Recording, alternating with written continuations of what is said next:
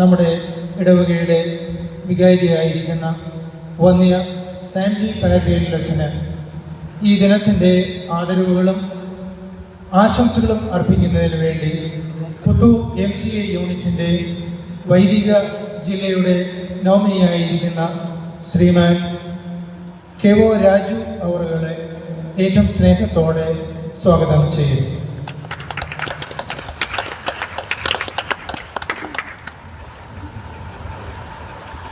പ്രിയ സ്നേഹമറിയ ബഹുമാനപ്പെട്ട വികാരിച്ച, ബഹുമാനപ്പെട്ട സിസ്റ്റേഴ്സ്, മാതാപിതാക്കളെ, കുഞ്ഞുങ്ങളെ, ഇന്ന് ആദ്യ കുർബാന സ്വീകരിച്ച കുഞ്ഞുങ്ങളെ പ്രത്യേകം നമ്മുടെ MCAയുടെ unit president Shri Simon sir ഈ ഒരു യോഗത്തിൻ്റെ ഉദ്ദേശത്തെക്കുറിച്ച് ഇവിടെ പറയുകയുണ്ടായല്ലോ. ഈ ഓഗസ്റ്റ് മാസം 4-ാം തീയതി ആഗോള കത്തോലിക്ക സഭ ഇടവക വൈദികരുടെ മധ്യസ്ഥനായ വിശുദ്ധ ജോൺ മരിയ വിയാനിയുടെ തിരുനാൾ ആഘോഷിക്കുകയാണ്. ഈ വർഷം അത് പ്രത്യേക സാഹചര്യം തിങ്കളാഴ്ച ആയതുകൊണ്ടാണ് ഈ ഒരാഴ്ച താമസം ഇത് ആഘോഷിക്കാമെന്ന് ഞാൻ മനസ്സിലാക്കുന്നു. നമുക്കറിയാം, ഇടവക വൈദികർ, അതിനെക്കുറിച്ച് നമുക്ക് ഒരുപാട് പറയാനുണ്ട്. ആദ്യമായിട്ട് ഈ തിരുനാളിൻ്റെ എല്ലാ മംഗളങ്ങളും ആശംസകളും പ്രാർത്ഥനകളും MCAയുടെ ഇടവക തലത്തിൻ്റെ പേരിലും ഇടവകയുടെ പേരിലും മറ്റെല്ലാ ഭക്തസംഘടനകളുടെയും പേരിൽ ബഹുമാനപ്പെട്ട വികാരിക്ക് ഞാൻ ആശംസിക്കുകയാണ്. അതോടൊപ്പം തന്നെ ഇന്നിവിടെ നമ്മൾ പ്രത്യേകം നിയോഗം പറഞ്ഞ് കുർബാന അർപ്പിച്ചല്ലോ. അതായത് നമ്മുടെ ഇടവക സ്ഥാപിതമായത് മുതൽ ഇവിടെ വികാരിമാരായിട്ട് സേവനമേറ്റിരുന്ന ദൈവസന്നിധിയിലേക്ക് കടന്നുപോയ വൈദികരെയും ഇപ്പോൾ ജീവനോടെയുള്ള വൈദികരെയും സമർപ്പിച്ചുകൊണ്ടാണല്ലോ ഇന്ന് വിശുദ്ധ കുർബാന അർപ്പിച്ചത്. അവരെയും ഇത്തരുണത്തിൽ ഞാൻ സ്മരിക്കുകയും അവരുടെ പേരിൽ അവർക്കെല്ലാം അവരുടെ ഓർമ്മ പുതുക്കിക്കൊണ്ടും ദൈവത്തിന് മുമ്പിൽ അവർക്ക് സമർപ്പിച്ചുകൊണ്ട് ഞാൻ പ്രാർത്ഥിച്ചുകൊണ്ട് ഇത്തരുണത്തിൽ ഏതാനും വാക്കുകൾ ഞാൻ നിങ്ങളുമായിട്ട് പങ്കുവയ്ക്കാൻ ഞാൻ ആഗ്രഹിക്കുകയാണ്. വിശുദ്ധ ജോൺ മരിയ വിയാനിയുടെ ജീവചരിത്രത്തെക്കുറിച്ച് ദീർഘമായിട്ടൊന്നും പറയാൻ ഞാൻ ഉദ്ദേശിക്കുന്നില്ലെങ്കിലും വളരെ ചുരുക്കമായി അദ്ദേഹത്തിൻ്റെ ജീവചരിത്രത്തിലേക്ക് നമുക്കൊന്ന് കടന്നു നോക്കാം. പല പ്രാവശ്യം നമ്മളിവിടെ കേട്ടിട്ടുണ്ടാകാം. ഫ്രാൻസിൽ 1786 മെയ് മാസം 8-ാം തീയതി ജനിച്ച് 1859 ഓഗസ്റ്റ് മാസം 4-ാം തീയതി ഈ ലോകത്തു നിന്നും വിട പറഞ്ഞ ഒരു വിശുദ്ധനാണ് വിശുദ്ധ ജോൺ മരിയ വിയാനി. ഫ്രാൻസിലെ ഒരു ഗ്രാമത്തിൽ മാതാപിതാക്കൾക്ക് 6 മക്കളിൽ 4-ാമനായി ഒരു കൃഷകാത്രനായി ജനിച്ച് പഠിക്കാനൊക്കെ വളരെ മണ്ടനായിരുന്നെന്നാണ് അദ്ദേഹത്തിൻ്റെ ചരിത്രം പറയുന്നത്. നമുക്കറിയാം, ചരിത്രം പഠിക്കുന്നവർക്കറിയാവുന്ന ഫ്രഞ്ച്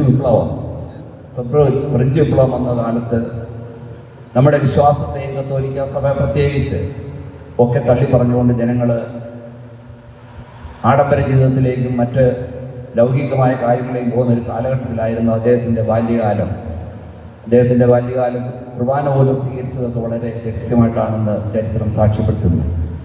അതോടൊപ്പം തന്നെ അദ്ദേഹം പഠിക്കാനും ഇപ്പം മോശമായിരുന്നു, ലാറ്റിനൊക്കെ പഠിക്കണമായിരുന്നു എന്ന് പ്രത്യേക സഹായത്തോടുകൂടി അദ്ദേഹം പഠിച്ചത്. അങ്ങനെ ഇരുന്നപ്പോൾ അദ്ദേഹം 18 വയസ്സൊക്കെ ആകുമ്പോൾ ആ ഫ്രഞ്ച് വിപ്ലവ കാലത്തെ ഗവൺമെൻറ് എല്ലാ യുവജനങ്ങളും നിർബന്ധിത സൈന്യ സേവനം നടത്തിയിരിക്കണമെന്ന് നിഷ്കർഷിച്ചിരുന്നു. എന്നാൽ അദ്ദേഹം സൈന്യത്തിൽ ചേർന്നെങ്കിലും എന്തെയോ ദൈവപരിപാലനം കൊണ്ട് അദ്ദേഹത്തെ അതിൽ നിന്ന് മാറി ഒഴിഞ്ഞ് താമസിക്കുന്നതിനുള്ള അവസരം ലഭിച്ചു. എന്തായാലും അതിനൊക്കെ ശേഷം അദ്ദേഹത്തിന് ഒരു പുരോഹിതനാണെന്നുള്ള വാഞ്ച അദ്ദേഹത്തിനുണ്ടായിരുന്നു. അങ്ങനെ അദ്ദേഹം പൗരോഹിത്യം സ്വീകരിക്കുന്നതിനായിട്ട് പഠനത്തിലേക്ക് പുറപ്പെട്ടു. അങ്ങനെ പുരോഹിതനായി ആദ്യം അദ്ദേഹം മറ്റൊരു സീനിയർ വൈദികൻ്റെ അസിസ്റ്റൻ്റായിട്ട് ജോലി ചെയ്യുന്നതിനും പിന്നീട് അദ്ദേഹത്തെ ഏറ്റവും കുഗ്രാമത്തിലുള്ള ആർസ് എന്ന സ്ഥലത്തെ ഒരു ഇടവകയുടെ വികാരിയായിട്ട് നിയമിച്ചതായിട്ട് പറയുന്നു. അപ്പം അത് അവിടെ 230-230 വീട്ടുകാരുള്ള ഒരു പള്ളിയായിരുന്നു. പക്ഷേ ഞാൻ നിങ്ങൾ സൂചിപ്പിച്ചല്ലോ, ഫ്രഞ്ച് വിപ്ലവകാലത്തെ സഭയോടുള്ള ജനങ്ങളുടെ ആ ബോധ്യങ്ങളും ഒക്കെ വെച്ച് വെറുപ്പും വിദ്വേഷങ്ങളും ഒക്കെ ജനങ്ങളാരും പള്ളിയിൽ കയറാത്തൊരവസ്ഥയായിരുന്നു. അപ്പോൾ പറയുന്നുണ്ട്, ചരിത്രം പറയുന്നുണ്ട്, അദ്ദേഹം ആ പള്ളിയിലേക്ക് ചെന്നപ്പോൾ ഒരു ബാലനോട് വഴി ചോദിച്ചു. അപ്പോൾ അവനോട് പറയുന്നത്, ആർസിലേക്കുള്ള വഴി നീ എനിക്ക് കാണിച്ചു തന്നാൽ നിനക്ക് ഞാൻ സ്വർഗത്തിലേക്കുള്ള വഴി കാണിച്ചു തരാം എന്ന് ഞാൻ വിശുദ്ധൻ പറഞ്ഞതായിട്ട് ചരിത്രം സാക്ഷിക്കുന്നു. എന്തായാലും അദ്ദേഹം വൈദികനായിട്ട് ഇടവകാരിയായിട്ട് അവിടെ ചാർജ് എടുക്കുന്നു. അദ്ദേഹം ആദ്യമൊക്കെ വളരെ ഒത്തിരി ബുദ്ധിമുട്ട് അനുഭവിച്ചു. പക്ഷേ അദ്ദേഹത്തിൻ്റെ ആ സമർപ്പിതമായ അദ്ദേഹത്തിൻ്റെ പ്രവർത്തനം പ്രധാനമായിട്ട് പറയുന്നത്, അദ്ദേഹം കുമ്പസാരക്കൂട്ടിലാണ് അദ്ദേഹത്തിൻ്റെ ശുശ്രൂഷയുടെ ഏറിയ പങ്കും ചെലവഴിച്ചതെന്നാണ് പറയുന്നത്. അവിടെ തണുപ്പുള്ള രാജ്യമാണ്. തണുപ്പ് കാലത്ത് 12 മണിക്കൂറും അല്ലാത്തപ്പോൾ 16 മണിക്കൂറൊക്കെ അദ്ദേഹം കുമ്പസാരക്കൂട്ടിൽ ഇരുന്ന് ഒരുപാട് പേരെ കുമ്പസാരത്തിലൂടെ ദൈവസന്നിധിയിലേക്ക് നേടിയെടുത്തു എന്ന് പറയുന്നുണ്ട്. ക്രമേണ അദ്ദേഹത്തിൻ്റെ ആ പ്രസിദ്ധി, അതിൻ്റെ ആ വിശുദ്ധ, അദ്ദേഹത്തിൻ്റെ ആ പ്രഭാവം ആ പ്രദേശത്തെല്ലാം വ്യാപിച്ച് 10,000-കണക്കിന് ആൾക്കാർ ആ പള്ളിയിലേക്ക് കടന്നു വരികയും കുമ്പസാരക്കൂട്ടിൽ അഭയം പ്രാപിച്ച് ആ സഭയോടുള്ള വെറുപ്പമൊക്കെ നിന്ന കാലത്ത് പോലും 10,000-കണക്കിന് ആൾക്കാർ കുമ്പസാരക്കൂട്ടിൽ വന്നണഞ്ഞ് ദൈവത്തിലേക്ക് തിരിച്ചു വന്നുവെന്ന് നമ്മൾ വായിക്കുന്നു. ചരിത്രം പറയുന്നത്, അദ്ദേഹം 41 വർഷത്തോളം ആ ഇടവകയിൽ ഇരുന്നു. അദ്ദേഹത്തിൻ്റെ മറ്റൊന്ന് പറയുന്ന, അദ്ദേഹത്തിൻ്റെ ഒരു താമസ സ്ഥലമുണ്ട്. ഏറ്റവും കുറച്ച് സമയം ചെലവഴിച്ചത് അദ്ദേഹത്തിൻ്റെ ആ കിടപ്പുമുറിയിലാണെന്നാണ് പറയുന്നത്. അദ്ദേഹം 1859 ഓഗസ്റ്റ് 4 ദൈവസന്നിധിയിലേക്ക് ചേർക്കപ്പെട്ടു. 1925 ലിയോ 11 മാർപ്പാപ്പ അദ്ദേഹത്തെ വിശുദ്ധനായിട്ട് പ്രഖ്യാപിച്ചു. ലിയോ 10 മാർപ്പാപ്പ അദ്ദേഹം വാഴ്ത്തപ്പെട്ടവനാക്കി, 11 മാർപ്പാപ്പ അദ്ദേഹം വിശുദ്ധനാക്കി. അങ്ങനെയാണ് അദ്ദേഹത്തിൻ്റെ ചരിത്രം പറയുന്നത്. ഇപ്പോൾ അടുത്ത കാലത്ത് ഞാൻ വായിച്ചപ്പോൾ ഇപ്പോഴും അദ്ദേഹത്തിൻ്റെ ആ പഴയ പള്ളി ഒക്കെ ഫ്രാൻസിലെ ആർസിൽ ഇപ്പോഴും സംരക്ഷിച്ചിട്ടുണ്ട്. അവിടെ ഇപ്പോഴും 10,000-കണക്കിന് ആൾക്കാർ സന്ദർശിക്കുന്നതെന്നൊക്കെ പറയുന്നുണ്ട്. അപ്പം ഇത് ഞാൻ പറഞ്ഞല്ലോ, നമ്മുടെ വൈദികരെ സംബന്ധിച്ചിടത്തോളം അതൊരു ബലിയാണ്. ഓരോ വൈദികനും തൻ്റെ ജീവിതം ബലിയാണ്. നമ്മുടെ ഇടയിൽ നിന്നും കടന്നു വന്നിട്ടുള്ള, നമ്മുടെ കുടുംബങ്ങളിൽ നിന്ന് കടന്നു വന്നിട്ടുള്ളവരാണ് വൈദികർ. അവർക്ക് അവരുടേതായ ബലഹീനതകളും കുറവുകളും ഒക്കെ ഉണ്ട്. നമുക്കറിയാമല്ലോ, പത്രോസിനെ കർത്താവ് വിളിക്കുമ്പോൾ വെറും ഒരു മുക്കുവനെയാണ് ഈ സഭയുടെ തലവനായിട്ട്, നീ പാറയാകുന്നു, നിന്റെ പാറമേൽ സഭ പണിയും എന്ന് പറഞ്ഞ് ഏൽപ്പിച്ചത്. അതുപോലെയാണ് നമ്മുടെ ഓരോ വൈദികരും. അതുപോലെ 2009 ജൂൺ 19 മുതൽ 2010 ജൂൺ 19 വരെ ഈ വിശുദ്ധ ജോൺ മരിയ വിയാനിയുടെ 150-ാം ജന്മവാർഷികത്തോടനുബന്ധിച്ച് ആഗോള കത്തോലിക്ക സഭ നമ്മുടെ ബെനഡിക്ട് 16 മാർപ്പാപ്പയുടെ കാലത്ത് വൈദിക വർഷമായിട്ട് ആഘോഷിക്കുകയുണ്ടായി. ആ ഒരു വർഷം വൈദിക ജീവിതത്തെക്കുറിച്ചും വൈദികരെക്കുറിച്ചും ഒരുപാട് ചർച്ചകളും ആലോചനകളും നമ്മൾ ഒത്തിരി ആചരണങ്ങളും ഒക്കെ നടത്തിയിട്ടുണ്ട്. എൻ്റെ ഓർമ്മയിൽ നമ്മുടെ ഇടവകയിലും അത് ആചരിക്കുകയുണ്ടായി. അപ്പോൾ അന്ന് ഞാൻ ഓർക്കുന്നു, നമ്മുടെ സുപ്രീം കോടതി ജഡ്ജിയായിരുന്ന ജസ്റ്റിസ് കുര്യൻ ജോസഫ്, അദ്ദേഹം വളരെ സഭയോട് ചേർന്ന് നിന്നുകൊണ്ട് ഒരുപാട് പഠനങ്ങളും ഇതിനിടയ്ക്കെല്ലാം ചെയ്യുന്ന ഒരു ജസ്റ്റിസാണ്. അദ്ദേഹം റിട്ടയർ ചെയ്തു. അദ്ദേഹം അന്ന് എഴുതിയ ഒരു ലേഖനമുണ്ട് സത്യദീപത്തിൽ. പൗരോഹിത്യത്തിൽ ആ സമയത്ത് ഇപ്പോഴും അന്നും ഇന്നും എപ്പോഴും ചിലപ്പോൾ നമുക്ക് തോന്നും, ഏതെങ്കിലും ഒരു ഇടവക വികാരി എന്നുള്ളതിൽ നിന്ന് മാറി എന്തെങ്കിലും ഒരു സ്ഥാപനത്തിൻ്റെയോട് ചേർന്നുള്ള ഒരു അഡ്രസ്സിൽ നിൽക്കുന്നതിന് ഒരു പ്രവണതയുണ്ടോ എന്ന് ചിലപ്പോൾ തോന്നിപ്പോകും. അപ്പോൾ അദ്ദേഹം പറഞ്ഞ ഐഡൻറ്റിറ്റി ക്രൈസിസ് എന്നാണ് പറഞ്ഞത് അദ്ദേഹം പ്രയോഗിച്ചത്. അപ്പം അതിൻ്റെ അർത്ഥം ഒന്നുകിൽ ഏതെങ്കിലും ഒരു ഡയറക്ടർ അല്ലെങ്കിൽ വേറെ എന്തെങ്കിലും സ്ഥാപനം, അതിൻ്റെ ഒരു സ്ഥാനം. പക്ഷേ അതൊന്നും അല്ല ഒരു വൈദികൻ്റെ ഏറ്റവും പരമപ്രധാനമായ കാര്യം എന്നുള്ളത് സഭ നമ്മളെ ബോധ്യപ്പെടുത്തുന്നുണ്ട്. നമുക്കതറിയുകയും ചെയ്യും. ഓരോ വൈദികൻ്റെയും കർമ്മ, അത് ഞാൻ അതിൻ്റെ തിയോളജിക്കൽ കാര്യമൊന്നും പറയാൻ ഞാൻ ആഗ്രഹിക്കുന്നില്ലെങ്കിലും കർത്താവിൻ്റെ അന്ത്യത്താഴ വേളയിൽ സ്ഥാപിച്ച വിശുദ്ധ കുർബാന അത് തൻ്റെ കുരിശുമരണത്തോടുകൂടി പൂർത്തിയാക്കിയത് ഓരോ ദിവസവും നമ്മുടെ അൾത്താരയിൽ അർപ്പിക്കുന്നതിന് ദൈവം നിയോഗിച്ചിട്ടുള്ളവരാണ് നമ്മുടെ ഓരോ വൈദികരും. അത് അവരുടെ മറ്റു ബലഹീനതകളൊന്നും അതവിടെ ബാധകമല്ല. അത് അവർ അൾത്താരയിൽ നിന്ന് നമുക്ക് വേണ്ടിയിട്ട് ആ അപ്പം മുറിക്കുമ്പോഴും വചനം നമുക്ക് പങ്കുവെക്കുമ്പോഴും കർത്താവ് സ്ഥാപിച്ച ആ വിശുദ്ധ കുർബാന ഓരോ ദിവസവും നമുക്ക് വേണ്ടി തുറന്നുകൊണ്ടിരിക്കുകയാണ്.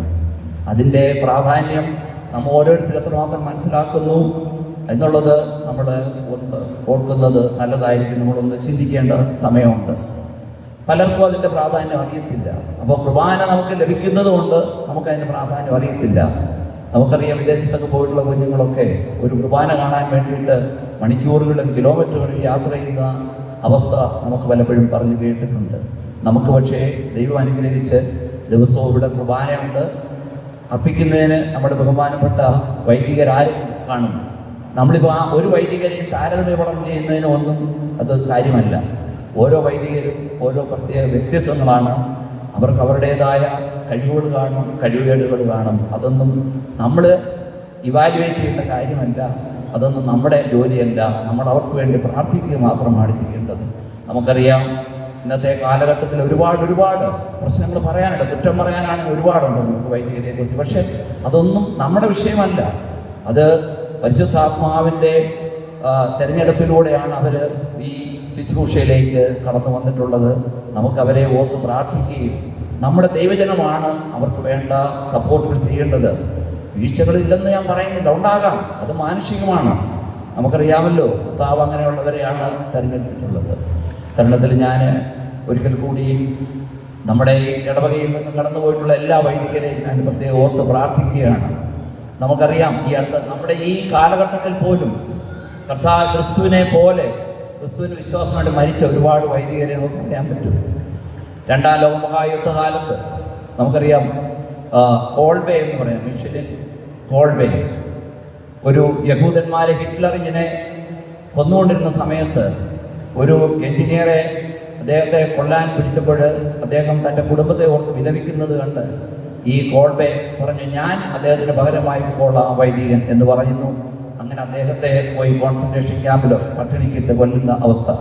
അതുപോലെ നമുക്ക് ഈ അടുത്ത കാലം നമുക്കറിയാം, സ്റ്റാൻ സ്വാമി എന്ന് പറയുന്ന ഒരു ജസ്യൂട്ട് ഫാദർ, അദ്ദേഹം ഏറ്റവും കൃമികളെ പോലും ജീവിച്ചിരിക്കുന്ന, നമ്മുടെ വടക്കേ ഇന്ത്യയിലൊക്കെ ജീവിച്ചിരിക്കുന്ന വെറും ആദിവാസികളിടയ്ക്ക് ജോലി ചെയ്ത് അവർക്ക് വേണ്ടി ജീവിച്ച ആ മനുഷ്യനെ മാവോയിസ്റ്റ് എന്ന് പറഞ്ഞ് പിടിച്ച് നമ്മുടെ ഭരണകൂടം ഒരു വെള്ളം കുടിക്കാൻ ഒരു സ്ട്രോ പോലും കൊടുക്കാതെ, വെള്ളം പോലും കുടിക്കാൻ പറ്റാതെ അദ്ദേഹം ഈ അടുത്ത കാലത്ത് മരിച്ചത് നമുക്കറിയാം. നമ്മളെല്ലാം നിസ്സഹായരായിട്ട് നോക്കി നിൽക്കേണ്ടി വന്നു.